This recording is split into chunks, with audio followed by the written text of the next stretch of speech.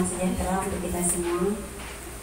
Yang terhormat Bapak Kepala SMP Negeri 1 Batanghari, yang terhormat Bapak Santoso sebagai calon guru penggerak, yang terhormat Bapak Ibu Majelis Guru yang hadir pada saat ini yang berbahagia.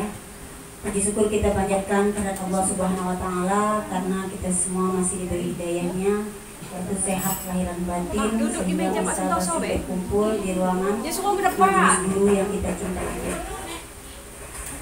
Selanjutnya salawat dan salam mari kita hadiahkan kepada junjungan kita Nabi besar Muhammad SAW.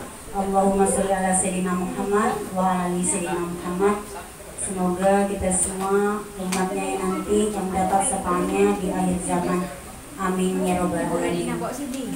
Baik Bapak Ibu, Bapak Kepala Sekolah yang kami hormati, adapun kegiatan kita pada siang hari ini yaitu penyampaian diseminasi budaya positif dan visi guru penggerak yang nantinya akan disampaikan oleh Bapak Santoso SSPD, yang mana Bapak Ibu sama-sama kita mendengarkan nanti, sama-sama kita membantu beliau agar apa yang beliau jalankan sekarang mungkin beberapa bulan ke depan ya Pak Santoso sukses dan lulus menjadi guru penggerak, dan mungkin nantinya kami juga Pak Santoso meminta imbas ilmunya saja kepada kami semua jika nanti ataupun sekarang yang sudah Bapak Santoso jalani sebagai guru penggerak. Kami juga berbangga hati karena ada dari SMP Negeri 1 Batanghari ini lulus sebagai calon guru penggerak. Baik Bapak Ibu, untuk itu marilah kita dengarkan langsung saja Pak ya, langsung saja penyampaian dari Pak Santoso tentang budaya positif dan visi guru penggerak. Pada Pak Santoso kami persilakan.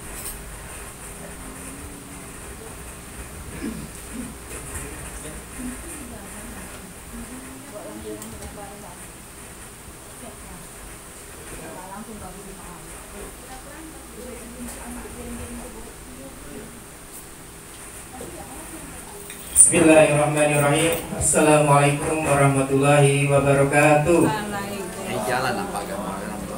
Selamat siang dan salam sejahtera bagi kita semua Bapak Ibu. Mohon maaf mengganggu waktunya di akhir kegiatan belajar kita. 1 jam saya minta kepada Bapak Kepala Sekolah dan juga Ibu Kurikulum untuk diseminasi dari hasil pelatihan saya untuk guru penggerak, terutama pada modul 1.3 dan 1.4. Jadi Bapak Ibu sekalian, untuk pendidikan guru penggerak ini ada 10 modul. Jadi yang baru saya jalani sampai 1.4 baru 4 modul. Jadi salah satu aksi nyatanya yaitu diseminasi atau pengimbasan penyampaian kepada rekan-rekan guru di sekolah tentang budaya positif dan juga visi guru penggerak. Pada modul 1.4, aksi nyata yang selalu saya lakukan adalah diseminasi menyampaikan kepada Bapak Ibu. Nah, untuk mengawali kegiatan ini, Bapak Ibu, ini ada pemantik sedikit. Nah, kita coba permainan buka tutup. Nah, Bapak Ibu sekalian, Bapak dan Ibu mempunyai tugas. Tugasnya kita bermain sedikit, Bapak Ibu.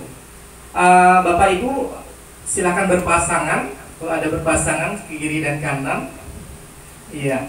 Kita mau mencoba membuka suatu pemikiran yang sama, kita mau persepsi yang sama. Bapak Ibu adalah A dan B. Misalkan yang A itu bertugas untuk mengepalkan tangan. Coba Bapak Ibu praktikkan, nggak apa-apa. Nah, yang B, yang A adalah mengepalkan tangan. Bahwasanya Bapak Ibu menganggap sesuatu yang paling berharga dalam hidup Bapak Ibu. Ya, ini paling berharga dan tidak boleh seorang pun membukanya kecuali Bapak Ibu dengan hati sendiri, dengan kerelaan untuk membukanya. Dan yang B, teman Bapak Ibu, itu bertugas untuk dengan segala cara membuka tangan si A. Boleh Bapak Ibu membujuk. Silakan dibawa Bapak Ibu. Mungkin Pak Bun dengan Bu Elsa bisa, Bapak dengan Bu Elimar bisa. Nah, siapa yang bertugas menggenggam tangan, dan satu adalah yang B adalah berusaha untuk membukanya. Jadi Pak Asri misalkan, Pak Asri ini ada sesuatu hal yang berharga nih. Hanya dia dan kerelaan dia untuk membukanya. Bu Elimar boleh merayu, boleh membujuk, atau boleh memarahi, atau juga boleh mengasih uang atau mengasih hadiah. Yang jelas harus berhasil bagaimana cara membuka tangan dari Pak Asri. Nah, silakan. Silakan. Ada yang berhasil, saya minta. 50.000 saja. Ada? Ibu yang ngepal. Ibu Halimah yang ngepal, ibu minta bagaimana caranya? Bagaimana caranya? Ada yang berhasil Bapak Ibu? Dirayu, boleh dikasih. Kasih hati. Bahwa yang di dalam genggaman Bapak itu adalah suatu hal yang berharga.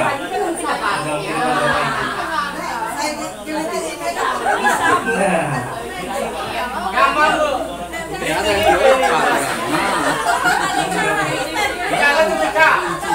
iya. Iya lah. Kritik. Cara kritik kan ada maksud. Luar biasa Bapak Ibu ya. Jadi banyak sekali jawaban nantinya. Apakah Bapak Ibu yang mengepalkan tangan? Ada yang membuka tangannya? Angkat tangan. Kalau ada, coba. Apa alasannya kira-kira? Pak Asri tadi mengepalkan tangan ya? Bapak kira-kira membuka tangan nggak untuk Bu Elimar? Atau menutupnya? Membuka. Silakan, ada alasannya Pak? Kasihan, rasa kasihan. Bu Eli tadi merayu atau bagaimana cara supaya Pak Asri membuka? Melayu saya kasih duit. Oh, dikasih uang, iya. Mana duit? 1.000 pula dah. Baik, kalau yang menutup ada? Ada. Bu Pasni? Iya. Kenapa Ibu menutup tangannya? Hanya untuk sendiri. Sendiri menahan. Iya, menahan ya. Nah, Bapak Ibu, dalam kegiatan ini sesungguhnya siapa sih yang memegang kendali atau kontrol untuk membuka atau menutup tangan? Kira-kira? Kita sendiri Pak. Hati nurani. Apakah yang si A mengepalkan tangan tadi, atau yang B yang mencoba membujuk, merayu, atau memarahi, atau memberi hadiah? Mana yang memegang kendali kontrol? Yang A. Yang A. Yang B. Sangat bervariasi jawaban ya. Jadi Bapak Ibu sekalian, sebenarnya yang memegang kontrol adalah A. Kita sendiri. Ya. Kita mau membuka atau kita mau menutup itu tergantung dari kita sendiri. Nah, seperti itulah kita sebagai pendidik Bapak Ibu. Yang memiliki kontrol terhadap murid-murid kita itu sebenarnya murid kita sendiri. Kita mau memarahi dia, kita mau membujuk dia sekolah, mengerjakan PR, ya. Sebenarnya kontrolnya dipegang oleh anak mereka sendiri. Apakah mereka mau membuka tangan untuk kita, ataukah menutup tangan? Ketika mereka menutup tangan, maka kita tidak bisa mengontrolnya. Tapi ketika dia sudah membuka tangan, kita dengan membujuknya atau dengan trik strategi yang kita lakukan, maka kita akan menjadi berhasil di dalam kelas. Nah, itu sebagai pemantik Bapak Ibu ya. Gimana? Masih semangat ya? Masih jam terakhir kita, tidak lama-lama Bapak Ibu. Nah, selanjutnya, ini Bapak Ibu, secara teori yang setelah saya dapatkan, yang saya rangkum dari Dr. William Glasser tentang teori kontrol. Jadi ada stimulus respon dan juga teori kontrol. Bahwasanya kalau stimulus itu mengatakan kebutuhan kita sama, padahal di dalam teori kontrol kebutuhan kita berbeda, tidak sama. Saat si A dan si B akan berbeda antara kebutuhannya. Kemudian respon mengatakan semua orang melihat hal yang sama, padahal secara teori setiap orang memiliki gambaran berbeda. Jadi selanjutnya kita mencoba untuk ini Bapak Ibu, mencoba untuk agar orang berpandangan yang sama dengan kita. Ya. Misalkan harus tepat waktu, harus hadir terus, ataupun harus buat PR terus, harus apa. Tapi secara teori kita hanya bisa berusaha agar mereka pandangannya bisa sama, tapi kita tidak bisa memaksakan. Kemudian perilaku buruk dilihat suatu kesalahan Bapak Ibu secara respon kita. Secara teori kontrol, semua perilaku memiliki tujuan. Mungkin kita sering menemukan anak-anak kita tidur di kelas, mungkin saat jam pelajaran sering ke WC atau bahkan ke kantin. Itu kita anggap sebagai suatu kesalahan. Memang betul kesalahan, tapi dia memiliki tujuan. Apakah dia kebutuhan untuk mempertahankan hidup, artinya belum makan, ya belum makan sepagi, ataukah karena dia tadi malah bergadang main game dan sebagainya. Itu adalah salah satu dari kebutuhan hidup mereka. Kemudian orang lain bisa mengontrol saya. Pada teorinya hanya Anda diri sendiri yang bisa mengontrol diri Anda sendiri, Bapak Ibu. Selanjutnya pemaksaan ada pada saat bujukan gagal. Jadi kita pada respon kita paksa kalau bujukan gagal. Padahal kalau teori kontrol mengatakan kolaborasi itu bisa menciptakan pilihan-pilihan baru. Dan yang terakhir, pada respon berpikir ada menang ada kalah. Sedangkan kalau pada teori kontrol mengatakan bahwa berpikir selalu menang dan menang. Jadi tidak ada yang menang atau kalah. Kita berusaha bagaimana supaya berhasil semuanya, menang semuanya. Nah, itu secara teori, Bapak Ibu. Nah, selanjutnya tentang budaya positif. Nah, ini berkaitan dengan lingkungan positif. Lingkungan positif yang seperti apa, Bapak Ibu? Yaitu yang menciptakan motivasi intrinsik, artinya yang dari dalam diri anak-anak kita. Jadi kalau selama ini kita ada motivasi ekstrinsik, artinya bisa nanti dari kontrol guru ya. Jadi disiplin positif itu menurut Dian Gosen, kita mengontrol dan menguasai diri untuk memilih nilai-nilai yang kita hargai. Nah, seperti itu. Kita lanjutkan, Bapak Ibu. Nah, ini disampaikan juga menurut Gosen ada 3 perilaku manusia. Yang pertama, menghindari hukuman. Yang kedua, mendapatkan imbalan atau pengakuan dari orang lain. Dan ketiga, menghargai diri sendiri dengan nilai-nilai yang diyakininya. Inilah yang membuat perilaku manusia itu berbeda-beda. Ya, menghindari hukuman, sepertinya mungkin tidak buat PR, nanti saya suruh push up, ataupun saya suruh berdiri di depan kelas, ataupun itu supaya tidak menghindari hukuman maka dia akan menurut.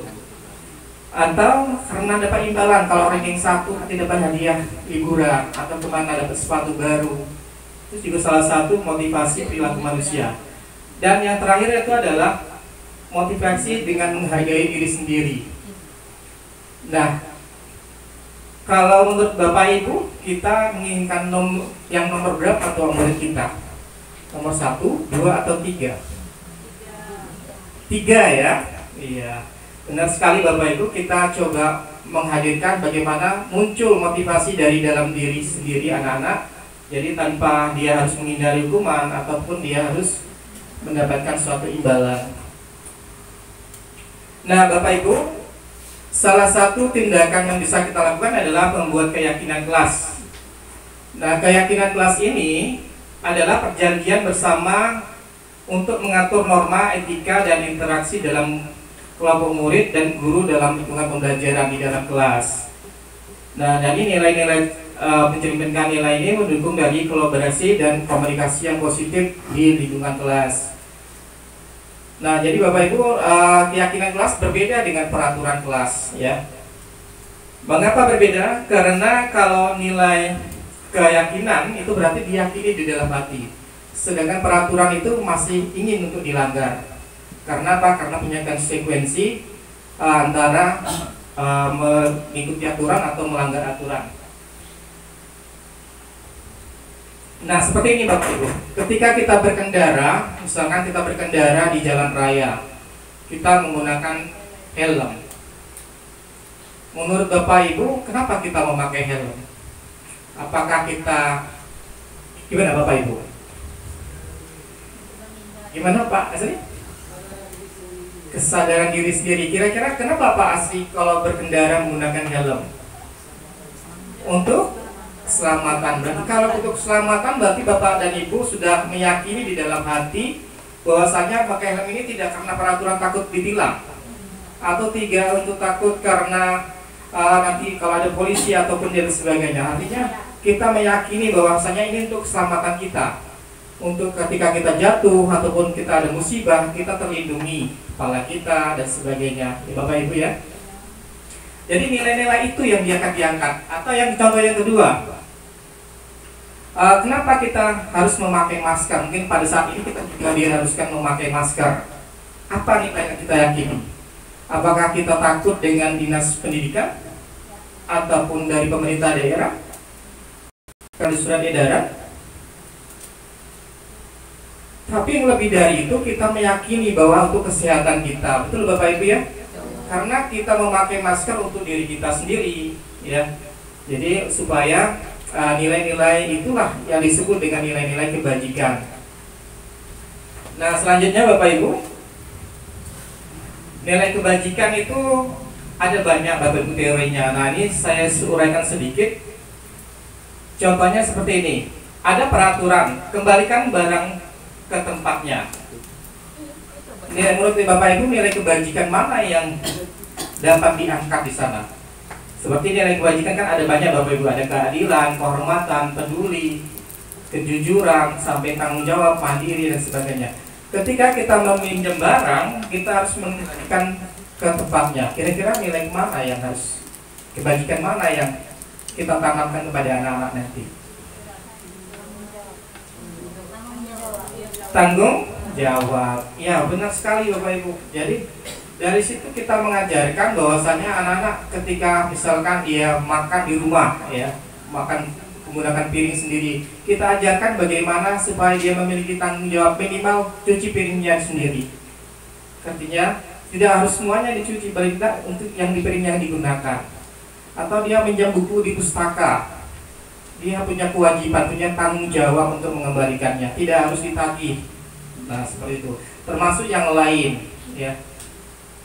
Terus hadir sekolah 15 menit sebelum pelajaran dimulai. Kira-kira kebajikan mana yang diuji Bapak Ibu?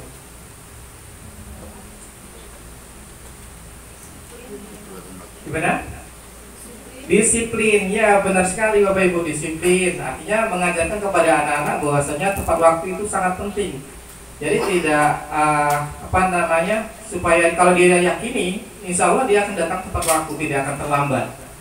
Begitu juga gunakan masker, dilarang mengganggu teman, dilarang melakukan kekerasan, atau bergantian menunggu giliran. Nah, ini yang sangat penting. Karena kalau kita sering lihat, misalkan di bank ataupun di mana-mana kita sering mengantri, tapi saat ini budaya mengantri sangat-sangat tipis. Betul Bapak Ibu ya? Ataupun di lampu merah, kadang-kadang kita mengantri, kita terobos saja. Jadi nilai-nilai untuk kesabaran, ya, sabaran untuk kita antri sesuai giliran kita itu sangat minim. Jadi perlu kita tanamkan pada anak-anak kita. Termasuk dilarang merokok, ya. Berarti nilai kebajikan kesehatan yang kita tanamkan. Nah, selanjutnya Bapak Ibu, saya sudah mempraktikkan Bapak Ibu untuk pembuatan keyakinan kelas, sekedar untuk belajar juga Bapak Ibu untuk menerapkan ini. Mungkin Bapak Ibu kalau masuk 93 ada yang tertempel-tempel di kelas itu adalah tulisan anak semua. Jadi saya mencoba tidak pure, artinya memang betul-betul saya laksanakan, saya buat aksi nyatanya. Jadi yang pertama, kegiatan prosedurnya adalah membuat orientasi pada kelas, bahwasanya penting adanya keyakinan kelas.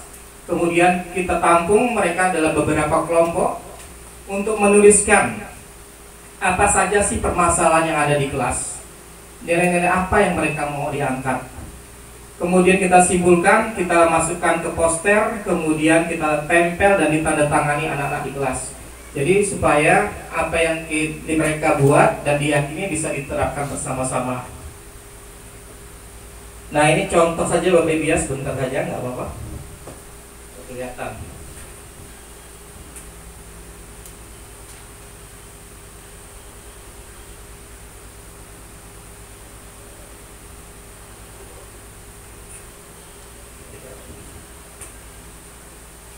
Jadi ini kegiatan untuk pembentukan keyakinan kelas Bapak Ibu. Jadi agak panjang videonya, nanti kita potong saja. Jadi intinya kegiatan pertama kita orientasi dulu, kita berikan pandangan kepada anak-anak bahwasanya penting di dalam kelas itu memiliki nilai-nilai kebajikan yang harus diyakini. Ya, berbeda antara peraturan kelas dengan keyakinan kelas. Kalau mereka meyakini dengan sepenuh hati, mereka akan mengimplementasikan dalam kehidupan mereka di dalam kelas. Artinya menciptakan kondisi kelas yang harmonis, yang baik, dan juga tentunya damai di dalam kelas, dan mereka bisa menyelesaikan studinya sampai dengan di akhir.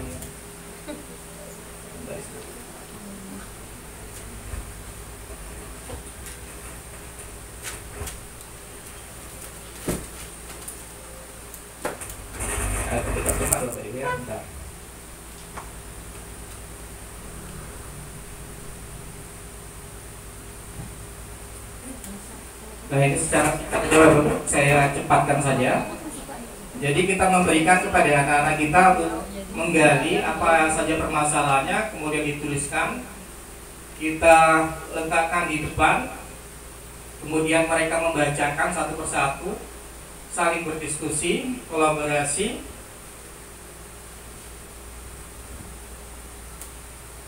Nah, intinya kemudian setelah mereka menempelkan semua, kita memberikan penguatan Bapak Ibu bahwasanya nilai-nilai yang mereka yakini kita sepakati bersama, kita jadikan satu, kita rangkum, kemudian kita tanda tangani bersama sebagai bentuk kesepakatan. Artinya ada interaksi antara murid dengan guru di sana, tidak hanya kalau peraturan berarti dari guru saja Bapak Ibu.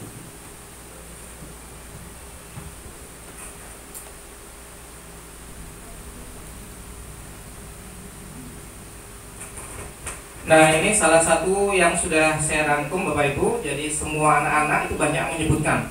Artinya ada yang menyebutkan jangan tidur di kelas, jangan buang sampah di dalam laci, ada jangan ngambil barang kawan.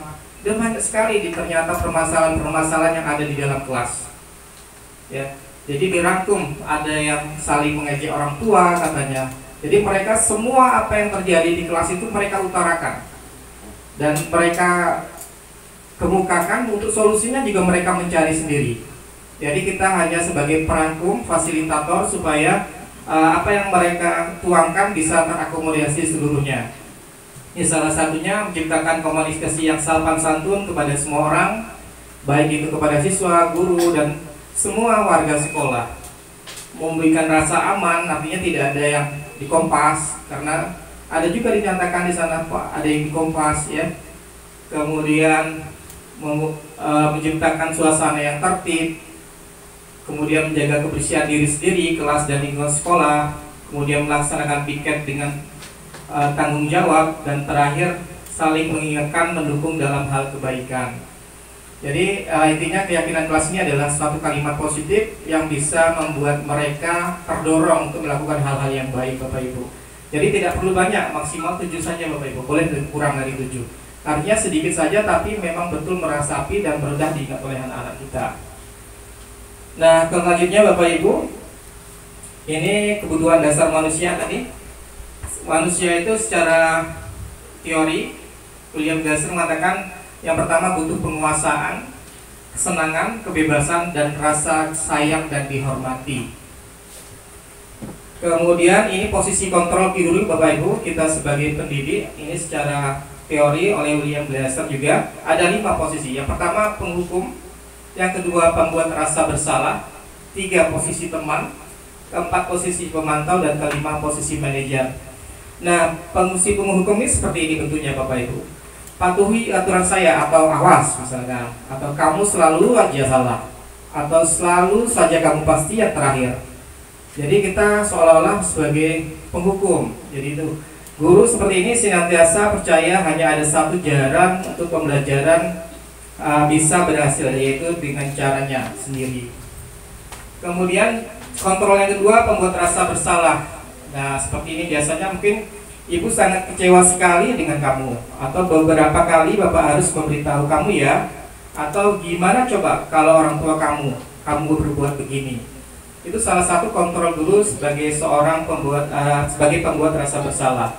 Kemudian ada juga posisi yang ketiga, yaitu posisi teman Bapak Ibu. Ayo bantulah demi Bapak dan Ibu, ini kalimat-kalimatnya Bapak Ibu ya. Ayo ingat tidak bantuan Bapak selama ini. Nah, ini salah satu posisi teman. Nah, pada posisi teman ini Bapak Ibu, menurut teori, murid merasa dikecewakan dan tidak mau lagi berusaha. hal yang timbul adalah murid akan bertindak untuk guru tertentu saja yang dianggapnya mungkin dipilihnya sebagai teman, dan tidak untuk guru lainnya. Jadi murid ini memilih-milih guru. Jadi kalau kita bertindak sebagai teman, Bapak Ibu. Kemudian kalau pemantau, posisi kontrol sebagai pemantau seperti peraturannya apa ya nak? Kalau misalkan kamu terlambat atau kamu sering alfa 3 kali atau mungkin lain sebagainya, apa yang telah kamu lakukan, sanksi dan konsekuensinya. Jadi pemantau ini menghubungkan antara kesalahan dengan hukuman yang peraturan yang sudah ada. Jadi kalau A pelanggarannya A, apa keterkaitannya dengan konsekuensinya. Nah, pada posisi pemantau ini sangat mengandalkan perhitungan, catatan dan sebagainya, Bapak Ibu. Jadi menunjukkan tanggung jawab guru dalam mengontrol murid. Selanjutnya yang terakhir, nah, posisi manajer. Seperti apa yang kita yakini, misalkan anak-anak murid kita melakukan pelanggaran. Jadi apa yang kita yakini, yang sudah kita buat keyakinan kelas tadi, yang dilanggarnya apa, kemudian kita tawarkan apa solusinya menurut kamu. Jadi solusi itu kita hadirkan, cobakan kepada siswa kita sendiri. Dia buat salah, kita tahu alasannya apa, kemudian dia sendiri yang mencari solusinya. Nah, Bapak Ibu sekalian, kira-kira berbeda tidak kita menghadapi murid dengan anak-anak kita di rumah atau keponakan? Kira-kira gimana, Bapak Ibu? Terkadang malah kita lebih disiplin dengan anak-anak kita, Bapak Ibu ya, atau mungkin dengan yang ada di sekolahnya. Mengapa demikian? Mungkin ya karena posisi kita nanti mau menerapkan yang mana. Jadi dari Bapak Ibu dari 5 posisi tadi diharapkan secara teori itu kita di posisi manajer. Jadi kita bisa menghadirkan anak-anak tadi untuk mengetahui kesalahannya di mana, alasannya seperti apa, dan juga mencari solusinya.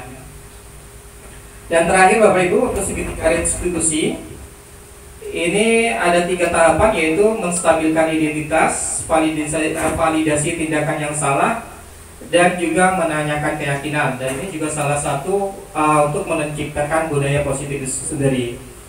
Jadi untuk menstabilkan identitas ini adalah bagian dasar ya untuk mengubah identitas anak yang gagal menjadi lebih sukses.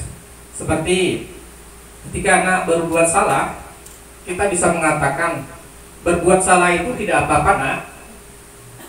Artinya kita tidak fokus pada kesalahan kamu, kita akan fokus pada mencari solusi dari kesalahan ini.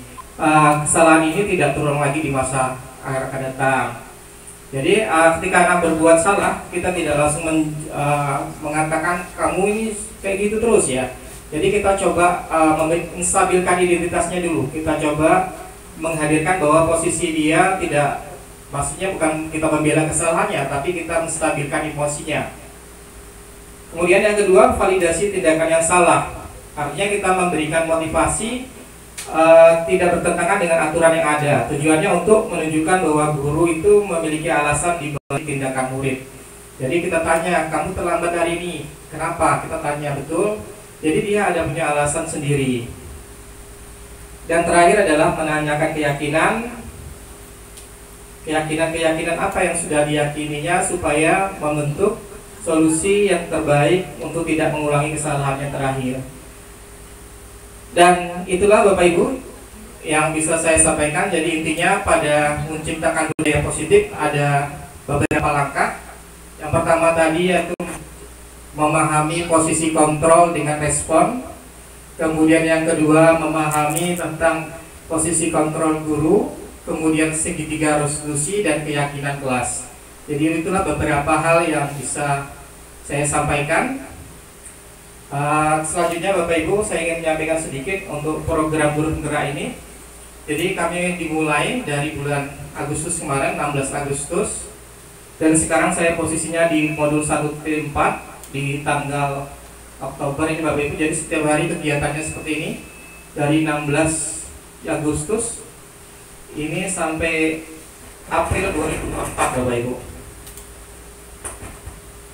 Nah ini yang terakhir. Jadi setiap 2 modul itu ada lokakarya Bapak Ibu, dan setiap mau lokakarya nanti hari Sabtu itu ada di hari Sabtu, ada di hari Minggu. Biasanya pelaksananya di SMP 21. Kemudian sebelum itu ada PI, pendampingan individu, penyajian praktik akan datang ke sekolah kita, terutama menemui saya untuk perkembangan kegiatan guru penggerak ini. Sekali lagi saya ucapkan terima kasih atas waktunya. Mohon maaf atas segala kekurangan, dan saya akhiri. Assalamualaikum warahmatullahi wabarakatuh.